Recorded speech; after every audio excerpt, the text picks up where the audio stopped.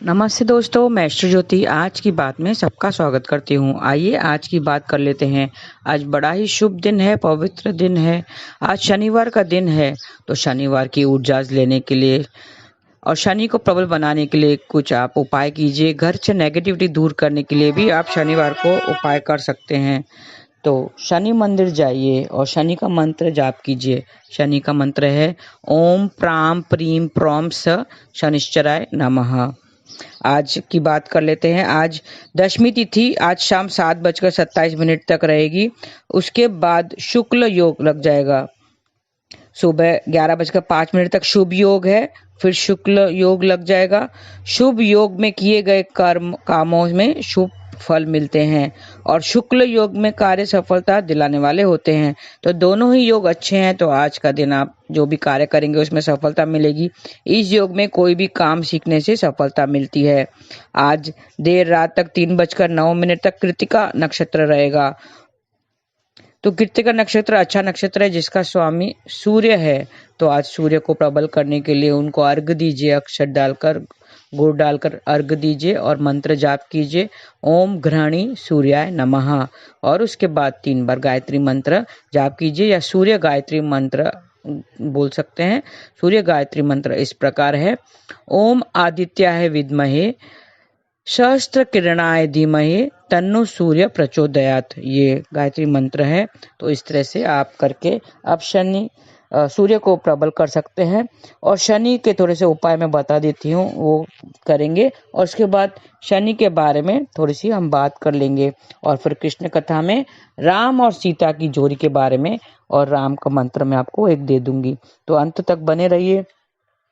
आज शनि मंदिर जाइए और वहाँ पे आप मंत्र जाप कीजिए और नीला फूल हो तो वो गंदे नाली में डाल दीजिए, तो आपकी जो भी नजर है वो उतर जाएगी। और आज के दिन काली उड़द की दाल का दान किया जाता है। मंदिर में काली उड़द की दाल करें और किसी ब्राह्मण को भी कर सकते हैं। तो आज और वर्कर्स को आपको हो सके तो वर्कर्स को कुछ भेंट दीजिए, आप दक्षिणा दीजिए। वर्कर्स को खुश रखना चाहिए क्योंकि शनि खुश होता है जब वर्कर्स खुश होते हैं, लेबरर्स खुश होते हैं तो शनि खुश होता है। और पीपल के पेड़ की उपासना करनी है। पीपल के पेड़ में बहुत गुण होते हैं, उसमें तीनों ब्रह्मा विष्णु महेश जी का वास कहा गया है। तो पीपल के पेड़ की परिक्रमा कीजिए, 7 परिक्रमा कीजिए। वहाँ पे सरसों के तेल का दीपक जलाइए सुबह के समय और संध्या के समय उनकी परिक्रमा कीजिए। तो आपके जो भी खास आपके जो भी विश है, डिजायर्स है, इच्छाएं हैं वो फुलफिल हो जाएंगी। और उनके पूर्व पहले जन्मों के जो भी हैं पाप के लिए उनके प्रायश्चित की क्षमा याचना करें। इस तरह से आपके क्योंकि शनि देव है, शनि का प्रतीक है पीपल का, शनि का संबंध पीपल के पेड़ से है। तो पीपल की परिक्रमा करने से, उसे क्षमा याचना करने से आपको शनि के दोषों से निवारण मिल जाएगा। तो ऐसा कीजिए। और अब हम शनि के बारे में थोड़ा सा जान लेते हैं। शनि क्या है? ज्योतिष के अनुसार 7वां ग्रह शनि है और इसके द्वारा शासित दिन है शनिवार। संस्कृत में शनि शब्द का अर्थ है धीमा। सबसे धीमा ग्रह होने के कारण इसे शनि कहते हैं। इससे सूर्य की एक परिक्रमा करने में 29.5 वर्ष लगते हैं। इसके शनि हमें कठिन परिस्थितियों में गणनात्मक निर्णय लेना सिखाते हैं। बहुत से लोग बिना ज्यादा सोचे समझे जल्दबाजी में निर्णय ले लेते हैं। वे आवेग में आके निर्णय लेते हैं और बाद में उसके निर्णयों पर पछताते हैं। इसके लिए यदि हम शनि की ऊर्जा का आशीर्वाद प्राप्त करना चाहते हैं तो हमें कोई भी महत्वपूर्ण निर्णय लेने से पहले समय निकालकर और अच्छी तरह से सोचते विचार के बाद ही मार्गदर्शन करते हैं और ताकि हम इसके बाद पछतावा न करना पड़े। हमने देखा है कि ज्यादातर लोग शनि से डरते हैं और शनि के गोचर के दौरान कठिन समय रखते हैं और वे इसके लिए शनि को दोष देते हैं। 7.5 हो या ढैया हो तो उसमें थोड़े से उनका कठिन समय जाता है, तो इसके लिए वो शनि को दोष देते हैं। लेकिन इसके लिए शनि को दोष देने ठीक नहीं है। शनि हमारे कर्मों को संतुलित करने के लिए ही कार्य का प्रतिनिधित्व करता है। हमने अपने पिछले जन्म में या इस जन्म में जो भी कोई कार्य कर्म संचित किए हैं उसका परिणाम हमें शनि के गोचर के दौरान भुगतने पड़ते हैं, चाहे अच्छे पर कर्म हो या बुरे कर्म हो। शनि एक ऐसा ग्रह है जो हमेशा न्याय का पक्षपात करता है। यदि आपके सकारात्मक कर्म किए हैं तो वह सुनिश्चित करेगा कि आपको सकारात्मक परिणाम मिले, और यदि आपके पास नकारात्मक कर्म है तो यह सुनिश्चित करेगा कि आपको नकारात्मक परिणाम मिले। तो शनि हमेशा न्याय और धार्मिकता से के लिए खड़ा होता है और हम वो उसको कर्मदाता कहते हैं। शनि को वृद्ध लोगों का प्रतिनिधित्व भी माना जाता है। इसके लिए शनिवार को दादा दादी के साथ संबंधों को मजबूत करने के लिए एक अच्छा दिन कहा जाता है। इसके लिए शनि को मजबूत करने के लिए हमें वृद्ध लोगों के प्रति दयालु और मददगार होना चाहिए।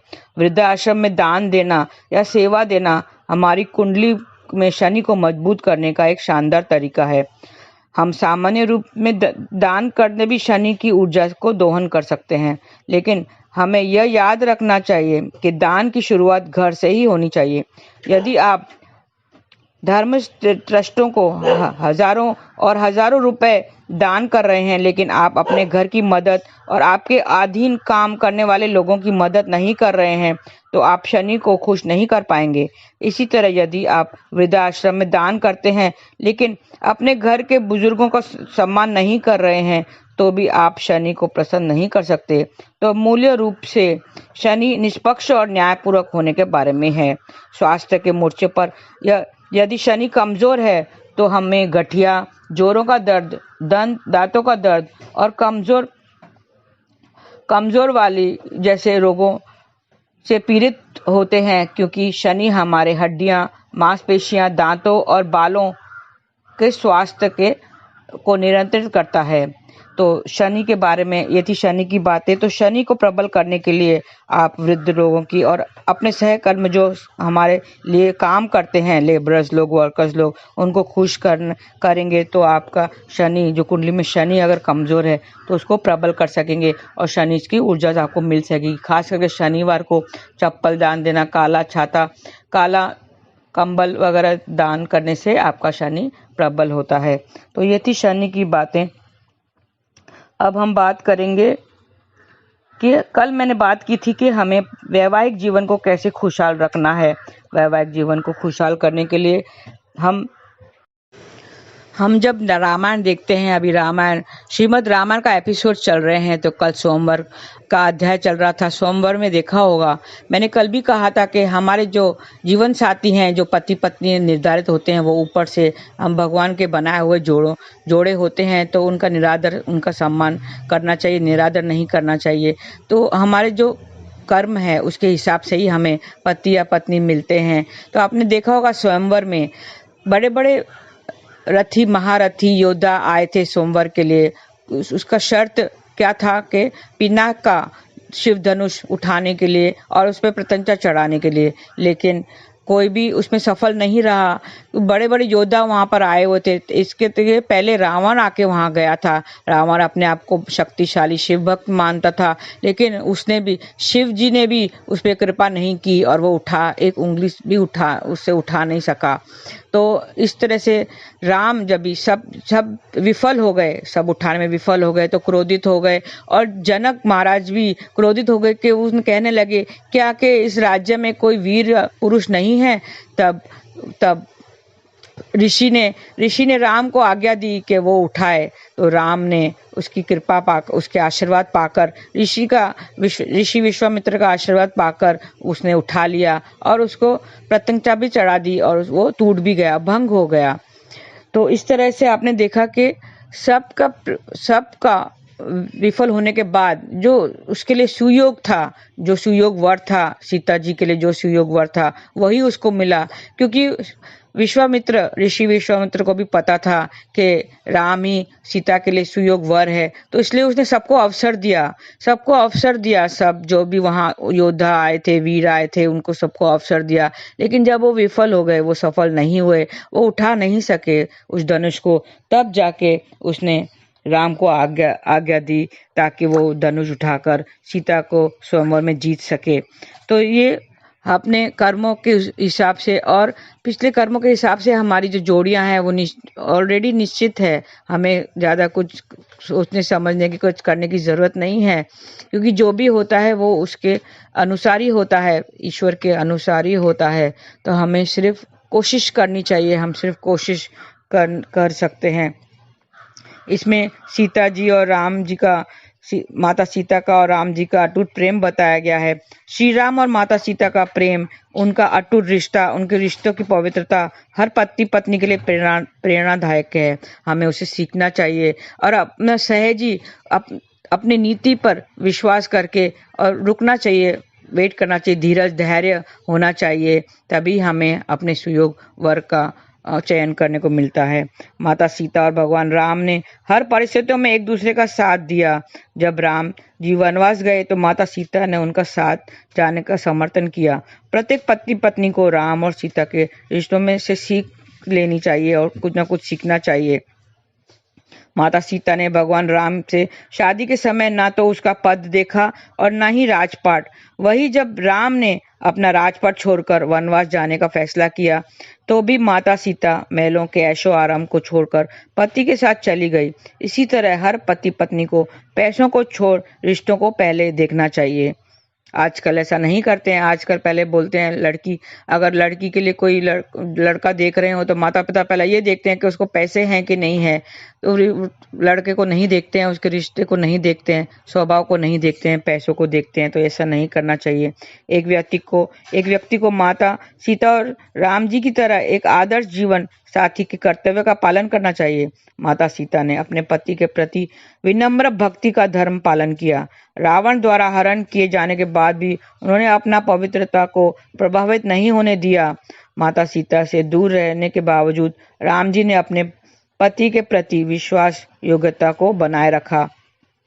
हर पति अपने पत्नी को सुरक्षा और इज्जत का ध्यान रखना चाहिए, उसकी इज्जत का ध्यान रखना चाहिए। जब माता सीता के चरित्र और पवित्रता पर सवाल उठे, भगवान राम उस पर विश्वास करते थे, तब भी सीता जी ने अपने पति का मान सम्मान के लिए अग्नि परीक्षा तक का सामना किया।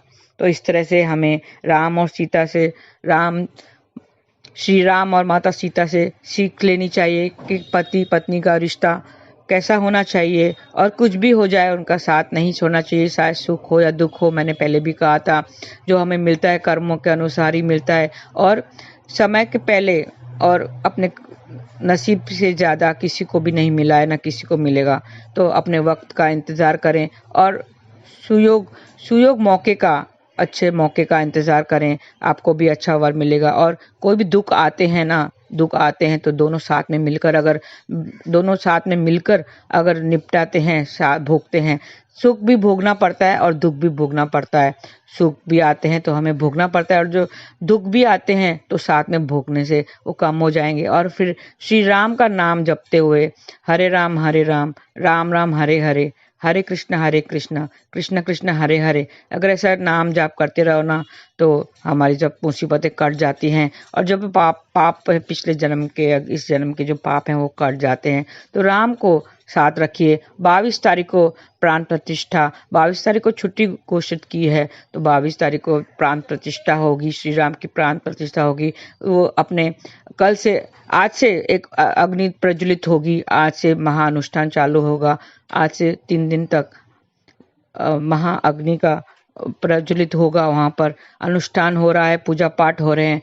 तो आप भी, उनका मंत्र है रांग रामाय नमः, ऐसा आप जाप कीजिए। और जो अक्षत मिले हैं, जो हल्दी वाले अक्षत जो अयोध्या से आए हैं, जो राम जी के अक्षत आपको मिल गए होंगे एक पाउच, वो अक्षत को क्या करना है, सब बोलेंगे कि इसका क्या करें। अब उसका एक बड़ी सी थाली में बीच में स्वास्तिक बनाएं, कुंकू से स्वास्तिक बनाएं और फिर बीचों बीच उसको क्या करना है वो कल विस्तार में बताऊंगी। अगर आपको अपने जिंदगी में सफलता चाहिए हर क्षेत्र में तो उसके बीचों बीच अक्षत रखकर उसकी पूजा आराधना कीजिए और रांग रामाय नमः ऐसा आप जाप करते रहें। 22 तारीख तक आपको ये करना है। उसके बाद क्या करना है मैं आगे बताऊंगी। मेरे वीडियोज और सुनते रहिए और कृष्ण कथा से जुड़े रहिए तो आपको लाभ होगा। और हो सके तो लाइक कीजिए और फॉरवर्ड कीजिए ताकि दूसरे भी इस सब का लाभ उठा सके।